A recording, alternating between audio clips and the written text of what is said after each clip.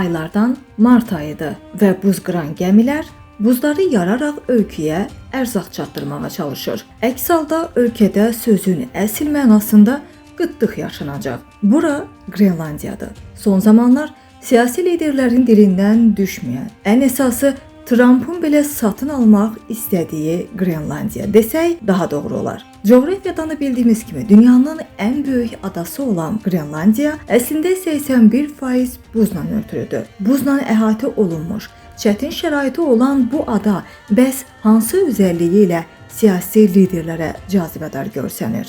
Bu videoda bu suala cavab tapacağıq. Tarixi vikinglərə, hətta Moğollara qədər gedib çıxan, sadəcə 56 min nəfərlik əhalisi olan bir ölkədir Qrenlandiya. Hətta burada bir qadının 3 kişi ilə evlənməsinə belə icazə verilir. Hələ də Danimarka krallığının bir parçası olan adanın ərazisi 2 milyon 166 min 86 kvadrat kilometrdir. Ölkədə meyvə tərəvəz yetişmədiyi üçün bütün qida ehtiyaclarını Danimarkadan gətirirlər. 1814-cü ildən rəsmi olaraq Danimarkaya aid olan bu adanın daxili siyasətinə isə Danimarkanın özü belə qarışa bilmir. Qrenlandiya muxtar ərazidir. Səhiyyə, təhlükəsizlik və nəqliyyat xidmətləri Danimarka tərəfindən təşkil edilir. Havasına gəlincə mənfi 60 dərəcəyə qədər şaxtaların olduğu bu ölkədə evlərin standart rəngdə olmasının səbəbi də soyuğa qarşı qorunmasıdır. Burada heç bir kəs şəxsi mülk ala bilməz. Ev tikib qalma icazəsini bələdiyyə vermiş olsa da, buradan ayrılmaq istədiyiniz zaman ev birbaşa dövlətin mülkiyyətinə keçir. Qadının 3 kişi ilə evlənməsinə gəlincə, burada kişilər özlərinə uyğun xanım tapmaq üçün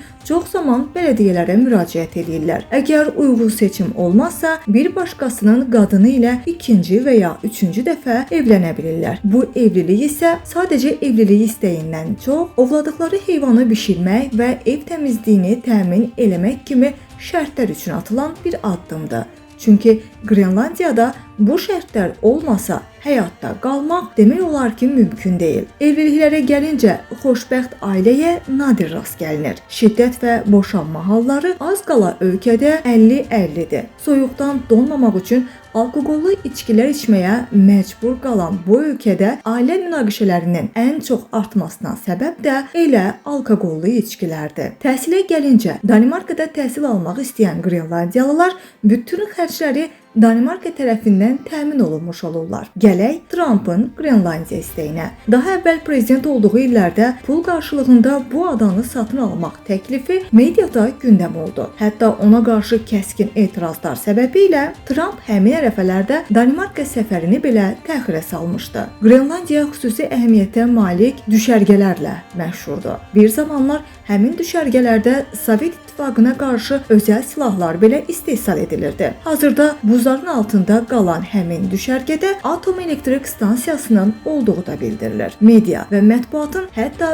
bir zamanlar yazdığı xəbərə görə Qrenlandiyada uçan naməlum obyektlərin araşdırılması ilə bağlı xüsusi mərkəzlərin olduğu belə deyilir. Lakin bunun nə qədər gerçək olub olmaması hələ də müəmmalıdır. Lakin gerçək olan budur ki, hazırda adada qarların altında yüzlərlə kilometr uzunluğunda olan tunellər və Sovet İttifaqı əleyhinə qurulan nüvə raketi mövcuddur. Əslində buzlar ərimiş olsa, dünya daha bir böyük təhlükə ilə üz-üzə qalacaq desək yanılmarıq. Trump'ın Qrenlandiya sevdası sadəcə bunlarla kifayətlənmir. Adada dərinliklərdə mövcud olan neft və qaz kimi təbii sərvətlər də Trump'ın nəzarətinə keçməsi üçün Amerika belə bir addımı atmaq istəyir. Qrenlandiyanın ən gözəl xüsusiyyətlərindən biri isə burada quzey işıqlarının olmasıdır. Din olaraq xristianlıq və şamanizm üstünlük təşkil edir. Bu ölkəyə səfər etmək fikrinizdə olsanız, nəzərə alın ki, Qrenlandiyaya sadəcə Danimarka və İslandiya vasitəsilə